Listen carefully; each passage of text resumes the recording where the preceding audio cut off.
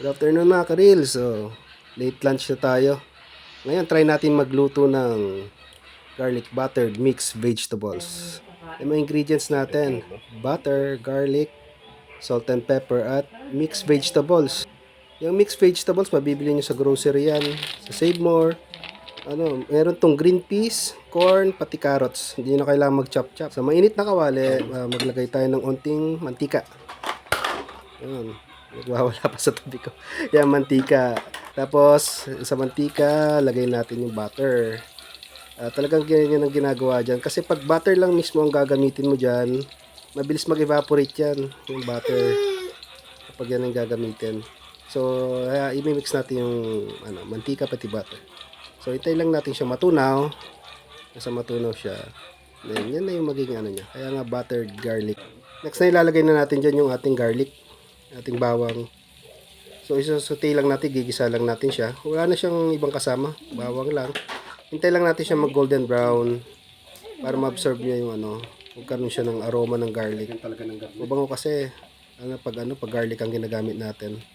So mas nakakagana pang kumain. Ayan. Hintay lang natin siya mag golden brown. And then maganda to dahil kokontra to sa fats. Ang garlic ay isa sa pangontra ng fats o tumutunaw sa mga mantika sa katawan natin. So, yun ang gagamitin natin, garlic pangontra mantika. Yeah. So, ang next na gagawin natin yan, hintay lang natin siya na maging golden brown. Yan, unting halo-halo lang, hindi mo na kailangan na mantaya, naka medium heat lang tayo, hindi tayo naka high heat. So, mas maganda yung high heat. Kaso, sira yung kalan namin medium heat lang kaya niya. Yan. So, kaya ang next natin dyan ay, yun, nilalagay na natin nating mixed vegetables. Yun, frozen yan. Wala ka namang mabibiling fresh. Pero, okay din lang kung gusto mong, medyo mag-exercise, pagurin yung sarili mo maghiwa, magbalat. Pwede ka rin naman bumili ng mga fresh ingredients. Pero, mas prefer ko kasi itong frozen kasi ready, prepare na siya Hindi mo na kailangan maghiwa-hiwa. Hindi ka pa mapapagod. Okay lang, ilalagay lang natin siya. So, hintayin, gaya nga na sabi ko, frozen siya. So, lalagyan natin siya ng lid.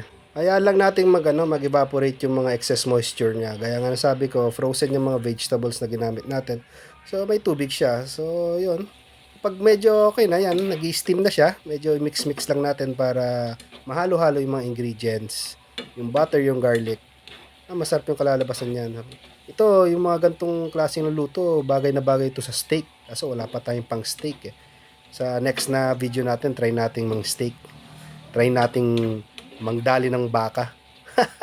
Mga tibong lang ba? O kaya, ano ba yung pinakamasarap na steak? Di ko alam, di man ako nakakain ng steak Yan, and then salt. Maglagay lang tayo ng salt and pepper. Yan lang yung pampalasa na gamit natin dyan. Wala na tayo ibang gagamitin dyan, salt and pepper lang. Yan yung pamintang durog ang gamitin nyo. Huwag yung bubo kasi kapag nakain yan, kawawa yung makakain yan. Masabi, ay, napakaanghang naman. Yan. So, unting mix-mix lang. Mix lang natin ng i-mix. Tingnan natin kung medyo malambot na, nawala na yung mga moisture.